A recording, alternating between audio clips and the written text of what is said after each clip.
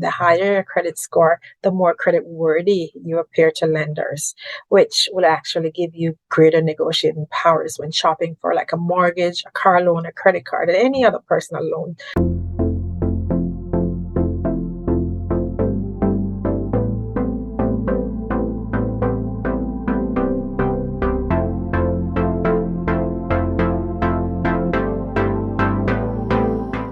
Like, subscribe, and share to Voices of Linden TV.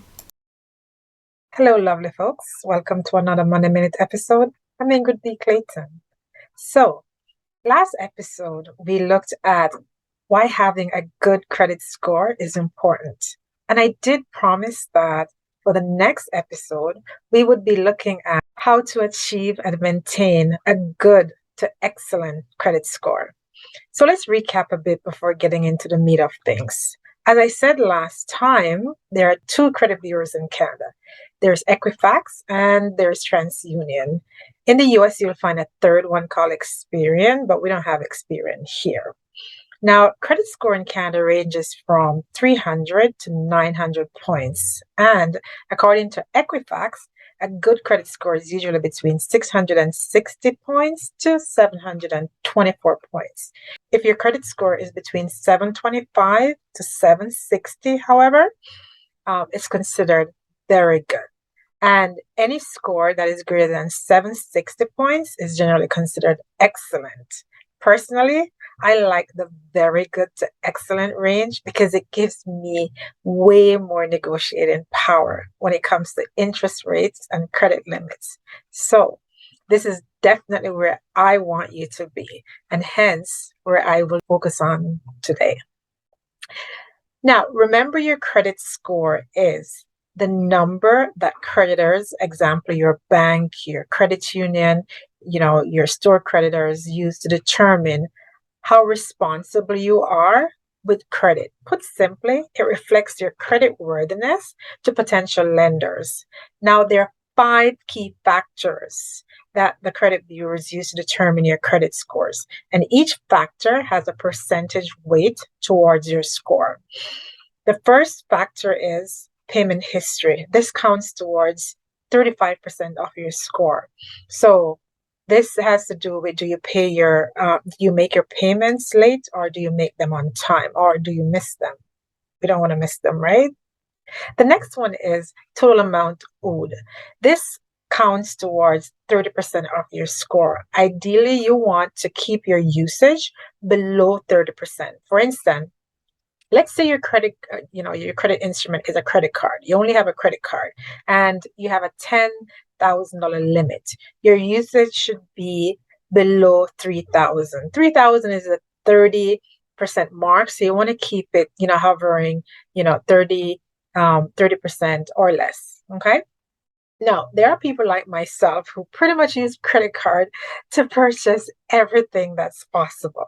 But I do pay my bill in full by the bill due date. Okay. There are people like us who doing that mitigates against us sometimes, because although we make the payment in full, let's say, for example, 1 month, there was an unexpected expense and we're using $6,000, right? Assuming the limit is $10,000, what will happen if the bank send the information to the credit bureau before that $6,000 is paid off? As far as the bureau is concerned, the usage is 60%. They don't know that, I'd intended to pay off the balance in full. So it will actually work against me. But over time, it will pan out well, because the snapshots that the banks will send to the bureau thereafter, they will see that I indeed paid my balance in full. And there are times when, of course, they will catch it at a lower percentage usage. Or alternatively, what you could do in such case, you could actually ask your credit card company to increase your credit limit. The drawback with doing that, however, is that when you ask for a credit limit increase, that usually means the bank will hit your credit and that will reduce your credit score. So usually you have a soft hit and you have a hard hit. When you're asking for credit, it will be a hard hit, and hard hit will reduce your credit score.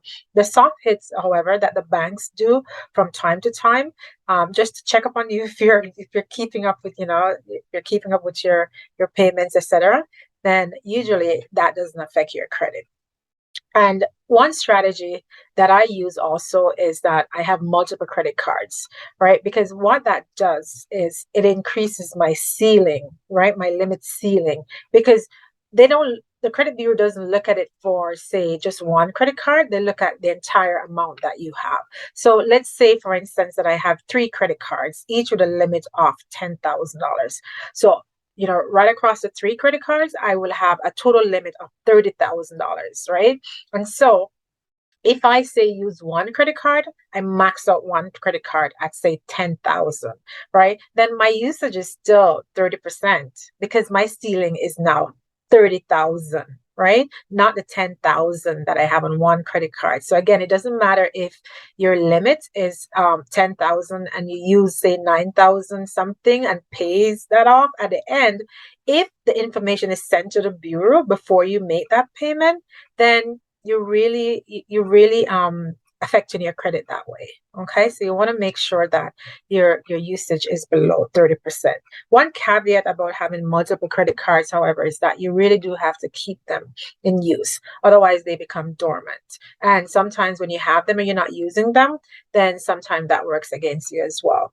Okay, so what I do in situations like that, a few credit cards that I just put like subscription on them, or make small payments, and I put them automatic payments. So it automatically pays off every month. So it's almost like I set it and I forget it and it's taken care of, right? And I do get the added benefit of the increased limit, but I do know that my bill is being paid on time and I don't have to remember it.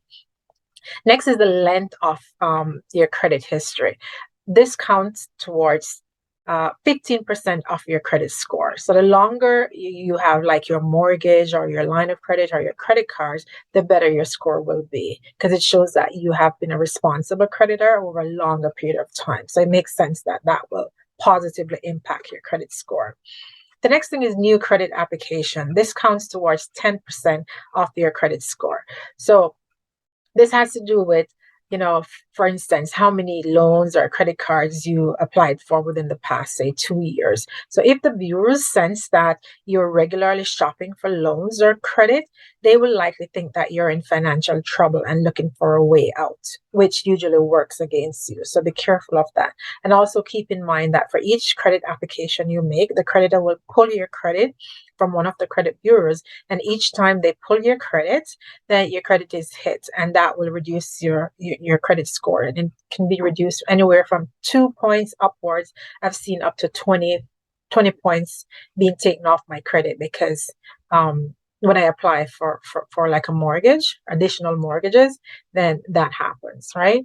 So that was number 4. And the 5th one is type of credit that you have. This works towards 10% of your credit score. So you want to make sure you have some diversity there. You don't want to just have credit cards, mortgage, line of credit, a car loan, etc. All these help to improve your credit score because, they will see that you have all these credit instruments, but you're really managing them well. So then you're deemed a really good creditor. Now, of course, lending institutions will favor mortgages and car loans over credit cards and line of credit. And the reason being, since for the credit card, you can make a minimum payment, right? And for the line of credit, you can pay interest only. Then even though doing that may still make you a worthy creditor, providing you make your payments on time. When you make higher payments, that's usually a decision, not an obligation, but they do consider like a mortgage and a car payment because usually those payments are higher. They consider them over credit cards and lines of credit because you have, a limited amount that you can pay on those two. Now, you might have heard the saying before, you need an IOU before you can get an I know you. So as far as the credit bureaus are concerned, unless you're a creditor, they really won't know you because lending institutions will have no credit information to send to them on behalf of or about you, right? So they won't, if you're not a creditor, then the bank will have no information about how you are as a credit worthy person. And so they have nothing to send to the bureau. So the bureau has no history about you, and therefore they cannot make a credit score for, or they cannot determine a credit score for you. Okay.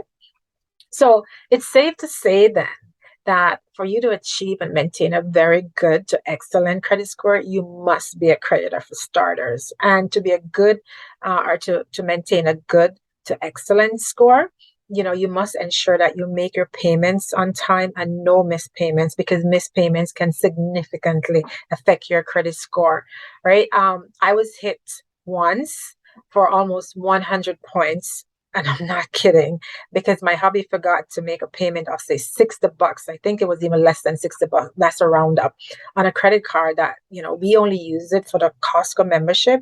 And it was super weird because that card had some credits. We had overpaid sometime before, and it had a running credit. But it's not a regular card that we use. It's used only once for the year. And then because of that, then my husband totally missed it. And it was going on for 2 months before he actually realized. I think there was a notification that we got that said the payments were missed. And in fact, that was one of the reasons that we put stuff on automatic payments that, for cards that we do not use regularly. So the next thing you want to do is make sure your usage is less than 30%. And the lower the usage to, the better your credit score. And you want to maintain old credit cards, for instance, because what I find is that some people, they get into trouble with their credit cards and eventually they paid off and they're so happy. So they will close it. But that's not a good idea, because the older your credit, then the better. Right. So people with older credit are more favored. So you want to make sure you keep that old credit card, and you want to manage your finances as well. So you don't get into financial woes, which see you looking for loans when pressing unexpected large expenses occur. And they always occur when you least expect it. So you just want to make sure you're in a good financial position at all times. And of course, try to diversify the type of credit that you have where possible. I know, depending on the age, you may not have a mortgage yet, or a car loan. But again, if you make sure you have a credit card, a line of credit, and, car loans, mortgage, all of those will work towards helping to improve your credit score. So now that you know what impacts your credit score and the degree of the impact, you're well on your way, right? I believe in you. You got this. And do protect your credit score at all costs, because remember, the higher your credit score, the more credit worthy you appear to lenders, which will actually give you greater negotiating powers when shopping for like a mortgage, a car loan, a credit card, and any other personal loan for that matter. So this is where I will take my leave. Thank you for sticking with me. Until next time, to walk good.